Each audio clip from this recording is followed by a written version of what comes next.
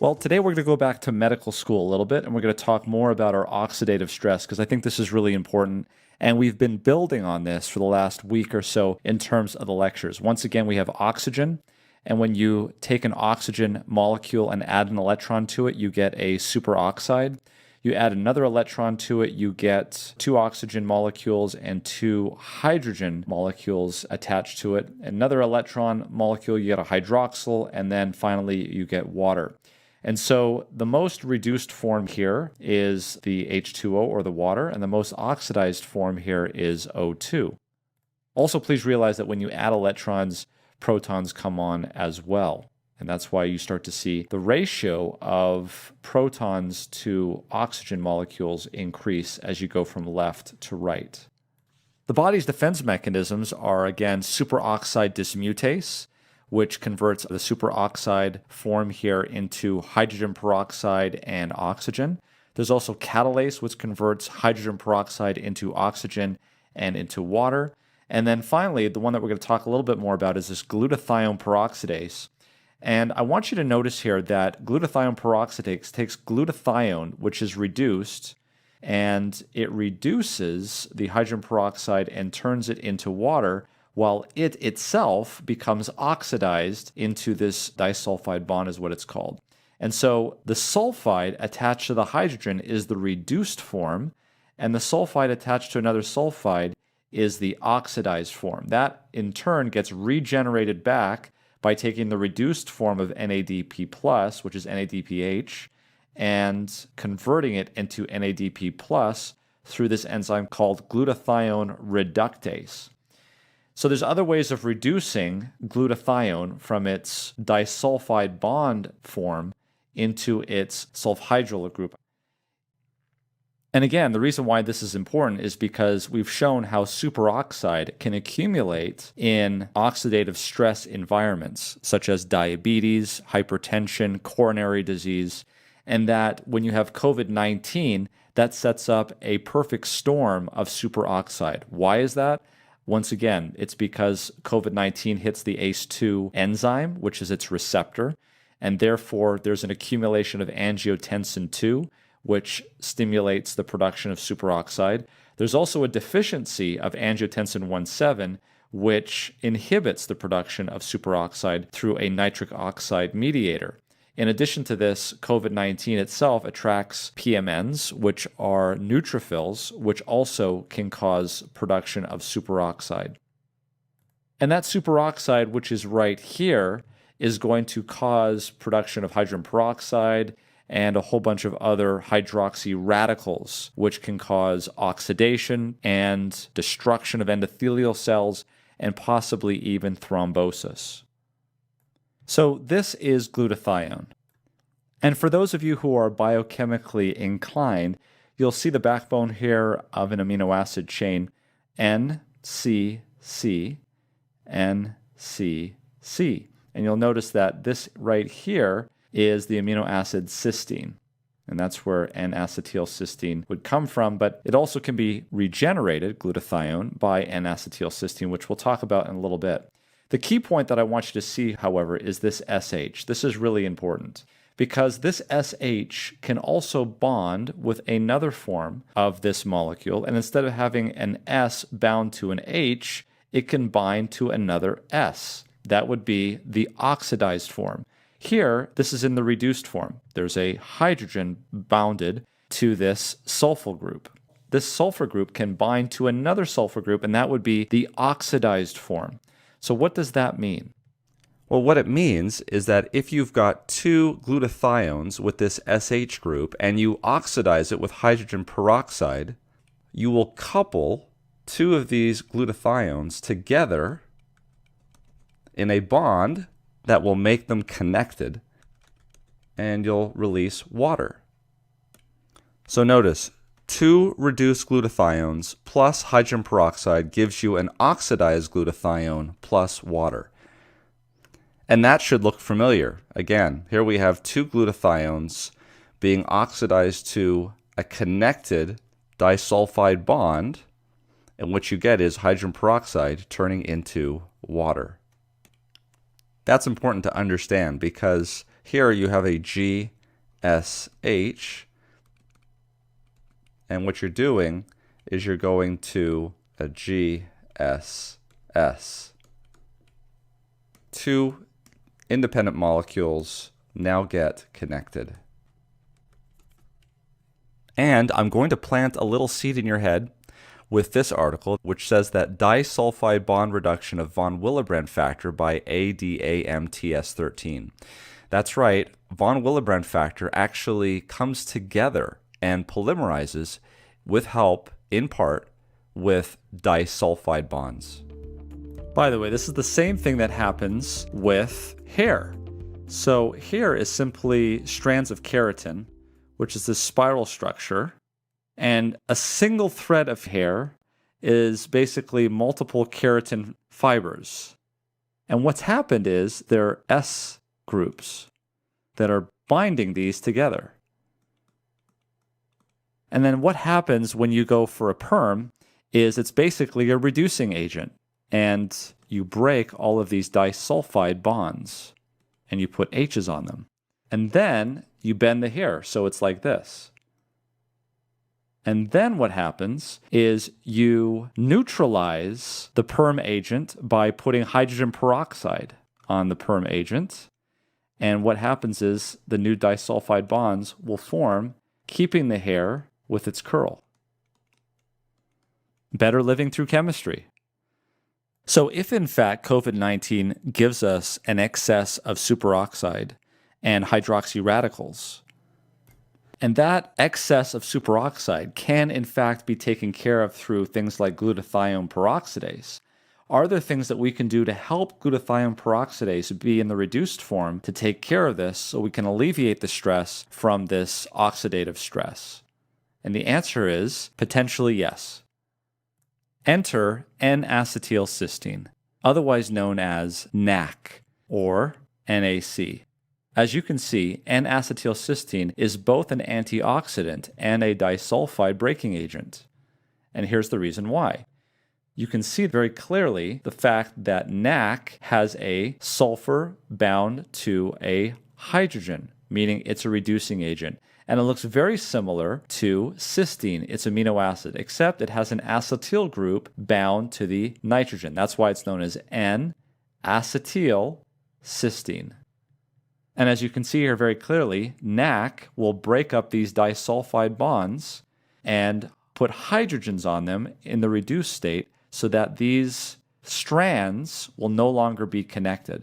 So these highly cross-linked and elastic mucus gels get broken up and you get reduced viscosity. And that's exactly how NAC used to be used. It used to be inhaled for people who wanted to cough up sputum that was thick.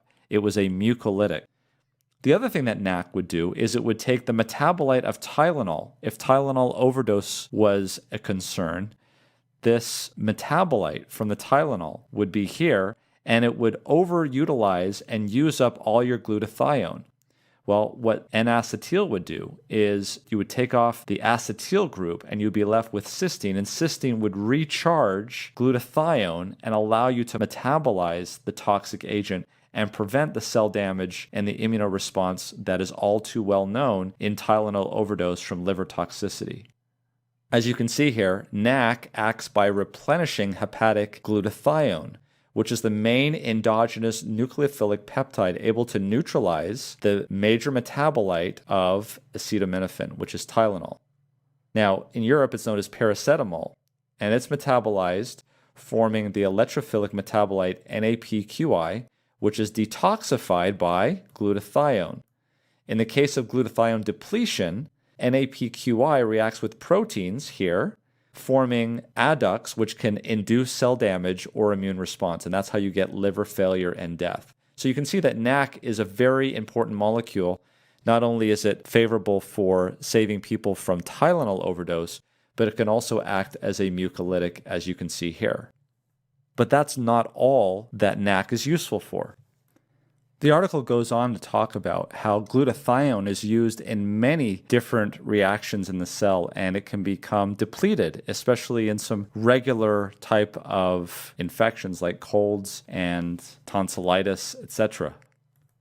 It says here that they performed a review of the literature from 1980 to 2016 on the role of oxidative stress and glutathione play in the ear, nose, and throat conditions. The authors concluded that many ENT conditions such as rhinitis, allergic rhinitis, chronic rhinosinusitis with polyps, otitis media with effusion, chronic otitis media, and cholecystoma, tympanic membrane sclerosis, tonsillitis, Meniere's disease, laryngeal conditions, and chronic cough are associated with, you guessed it, oxidative stress and decreased glutathione, both locally in the affected tissues and systemically. Decreased glutathione levels are also associated with common features of aging, as well as a wide range of pathological conditions. So it seems safe to say here that glutathione could be recharged with N-acetylcysteine. Well, let's see if it actually works in diseases. Now, here's a study that was published in 1997 looking at a total of 262 subjects with both sexes. And this was a randomized, double-blind trial looking at over 20 different centers in Italy. And they were randomized to look at either placebo or NAC tablets, 600 milligrams twice daily, for 6 months. And when they looked at how many people came down with the H1N1 flu, there was no difference. Both groups came down with the same amount of flu. But when they looked at which ones actually had symptomatic forms of the flu, the placebo group, 79% of them came down with symptomatic forms of the flu, whereas only 25% of those with NAC treatment. Wow, that's an absolute risk reduction of 0.5, which means you'd only need to treat 2 people to prevent one of them from getting the flu symptoms. So they concluded that administration of N-acetylcysteine during the winter appeared to provide a significant attenuation of influenza and influenza-like episodes, especially in elderly high-risk individuals. Now, it didn't prevent the influenza infection, but it significantly reduced the incidence of clinically apparent disease. Here's another article that was published in 2010 showing that the same substance, NAC, actually inhibited viral replication and reduced these inflammatory cytokines, these pro-inflammatory molecules. And the recommendation was that, therefore, antioxidants like NAC represent a potential additional treatment option that could be considered in the case of an influenza A virus pandemic. Now, here's a meta-analysis looking at the effects of N-acetylcysteine treatment in acute respiratory distress syndrome of all types. And this was a meta-analysis, again, in 2017. Now, remember that the definition of ARDS had changed, and so the number of trials here may be a bit heterogeneous. But what they found was that there was a statistically significant difference in the length of ICU stay, even though there wasn't a difference in the 30-day mortality or the short-term mortality. And they left by saying, as the number of included trials in patients was small, additional trials are required to provide sufficient evidence for the efficacy of NAC in ARDS. But as part of their criteria and as their rationale, they do say here that removal of reactive oxygen species by antioxidants has been applied in clinical practice, and that NAC is the most commonly used antioxidant. Another key finding is that no severe adverse reactions were observed in the patients that were included. Here's another article, this one published in 2018, titled N-acetylcysteine Improves Oxidative Stress and Inflammatory Response in Patients with Community-Acquired Pneumonia. And what they did here was they looked for different levels of oxidative stress. And what they found were these levels of oxidative stress were similar between the two groups before treatment, but that plasma levels of MDA and tumor necrosis factor alpha decreased more in the NAC group than in the non-MAC group, including total antioxidant capacity. Again here, they said that no NAC-related adverse effects were observed. Of course, this is for community-acquired pneumonia, not COVID-19. It may be that oxidative stress plays more of a role in COVID-19 than it does in community-acquired pneumonia. In fact, it might play a great role because, as we've shown before, this oxidative stress may lead to thrombosis from hypercoagulable state from von Willebrand's factor. There may be another front that N-acetyl is opening up here with COVID-19, in that N-acetylcysteine may not only affect the oxidative stress aspect of COVID-19, but also the hypercoagulable state that is set up by the excess of von Willebrand's factor. Here we have this article that was published in 2013, which shows that N-acetylcysteine can have an effect on the coagulation factors in plasma samples from healthy subjects. They concluded that they were able to demonstrate a significant decrease in the activity of coagulation factors 2, 7, 9, and 10 with the addition of N-acetylcysteine. This would mean that the patient's blood would be thinner or less apt to clot. This paper was published in 2006 looking at the effects of N-acetylcysteine on blood coagulation and platelet function in patients undergoing open repair of abdominal aortic aneurysm. And what they concluded was that NAC has an anticoagulant and platelet inhibiting property in patients undergoing major vascular surgery. This abnormal hemostatic activity should be considered when NAC is administered to patients with increased bleeding risk. And the articles just keep coming. This one published 2 years ago. They said they previously demonstrated that diabetes exacerbates stroke-induced brain injury, and that this correlates with brain methylglyoxal to glutathione status. Again, our friend glutathione. Cerebral injury was reversed by N-acetylcysteine. Here we tested if the prothrombic phenotype seen in the systemic circulation and brain during diabetes was associated with increased Mg glycation of proteins and if NAC could reverse this. So what they did was they gave NAC, and this is what they showed. They said collectively these results show that the diabetic blood and brain become progressively more susceptible to platelet activation and thrombosis. I would have to assume that this might be through the same process of oxidative stress. NAC, given after the establishment of diabetes, may offer protection against the risk of stroke by altering both systemic and vascular prothrombotic responses via enhancing platelet GSH and GSH-dependent Mg elimination, as well as correcting levels of antioxidants such as superoxide dismutase 1 and glutathione peroxidase 1. These are both enzymes that are specifically discussed here on our videos. And now the best paper yet. This one published just 3 years ago.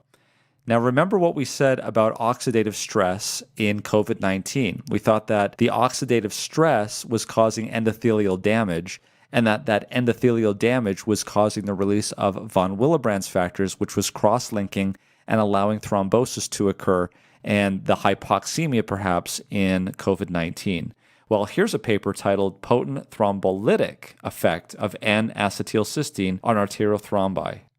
And let me just say, Circulation is a very prestigious journal. Certainly it is peer-reviewed. And what they say here is that platelet cross-linking during arterial thrombosis involves von Willebrand's factor multimers. Therefore, proteolysis, that means breaking up, of von Willebrand factor appears promising to disaggregate platelet-rich thrombi and restore vessel patency in acute thrombotic disorders such as ischemic stroke, acute coronary syndrome, or acute limb ischemia. NAC, or N-acetylcysteine, can reduce intra-chain disulfide bonds. There it is. Remember what we said? That N-acetylcysteine can actually break up these SS bonds. Well, here is a place where it might be able to help in terms of breaking up these clots. In large polymeric proteins, in the present study, we postulated that NAC might cleave the von Willebrand factor multimers inside of occlusive thrombi, thereby leading to their dissolution and arterial recanalization. That means opening up the arteries once again. So what did they find? Exactly that. NAC administration promotes lysis of arterial thrombi. These are the same kind of thrombi that might be acting in COVID-19 in the pulmonary vasculature and in other places as well. They found that the thrombolytic effects of NAC is principally at the von Willebrand factor, and that if you administered it with a GP2B3A inhibitor like integralin, which is another medication, that it actually improved its thrombolytic effect even more. that this was not accompanied by significant worsening hemorrhagic stroke outcomes, suggesting that it exerts a thrombolytic effect without significantly impairing normal hemostasis. We provide evidence that NAC is an effective and safe alternative to currently available antithrombotic agents to restore vessel patency. Fascinating. And here is another article that was actually just published earlier this year, again showing the same thing. N-acetylcysteine inhibits thrombosis in a murine model of myeloproliferative neoplasm. Here's another article published in 2011 showing that NAC reduced the size and activity of, you guessed it, von Willebrand factor in human plasma and in mice. And here you can see in the Journal of Clinical Investigation these long multimers of von Willebrand factor. And you can see in the control the number of strings versus that in NAC. So basically it cuts these things up. So you may ask, well, how come no one's talked about N-acetylcysteine before? Well, here's a review that was done last month on April 14th titled N-acetylcysteine, a rapid review of the evidence for effectiveness in treating COVID-19. And they do go through a very nice review where they look at NAC for acute respiratory disorders. But again, this is before we really understood that maybe COVID-19 is not just a respiratory disorder, but it's maybe also a vascular disorder causing thrombosis, which is causing a lot of the hypoxemia. So they did look at NAC in terms of acute respiratory disorders. And the verdict that they came up was that clinical trial evidence for the use of NAC as an antioxidant in influenza and other acute viral respiratory tract infections is very limited and therefore difficult to draw any concrete conclusions without further trial evidence.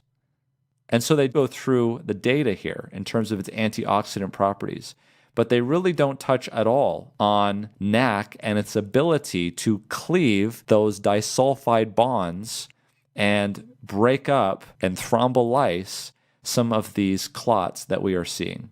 And it's well referenced. So when I went to clinicaltrials.gov to see if anything was being done, I did find only one study, a study of N-acetylcysteine in patients with COVID-19 infection. And if you look here, they're actually giving it to patients who have severe disease, which I was very happy to see. They were trying to enroll 86 participants. It was a non-randomized trial, and it was a phase 2 study of N-acetylcysteine in severe or critically ill patients with refractory COVID-19 infection. And they're not fooling around, folks, because they're giving 6 grams a day of IV N-acetylcysteine. And they're going to give it up to 3 weeks in duration or until they're discharged from the hospital, admitted to a critical care unit, intubation, toxicity, or death. Let's take a look at our hypothesis one more time. So we got SARS-CoV-2 that comes in, binds the ACE2 receptor, thereby taking it out of action. So you have reduced ACE2. As a result of that, your angiotensin 2 increases and your angiotensin 1,7 decreases. That causes an increase in superoxide. That increase in superoxide causes oxidative stress, which causes endothelial cell dysfunction, which increases the amount of von Willebrand factor released from the subendothelial space, and that causes thrombosis. And potentially it's the thrombosis that's causing the hypoxemia and other things in the pulmonary system. So the nice thing about N-acetylcysteine is that it could act here to reduce the oxidative stress, and it can potentially act here to reduce the amount of von Willebrand's factor monomers and polymers coming together and forming these clots and the thrombosis that is associated with it. Again, we have no evidence that this would work in COVID-19 because we haven't done the trials. But if we connect the dots, it looks promising. And more importantly, in a number of studies where they gave NAC, they did not see serious adverse outcomes. So the question that I have is, if people took NAC orally as a preventative, could this prevent serious forms of COVID-19, just like we saw with influenza A? It didn't reduce the amount of infections, but it reduced the severity of the infections. The next question is, if given in high enough doses intravenously in the hospital, can it prevent the patients from progressing to intubation and intensive care admission? If you think these videos are helpful, give us a thumbs up, subscribe, pass them along, and visit us at medcram.com. Thanks for joining us.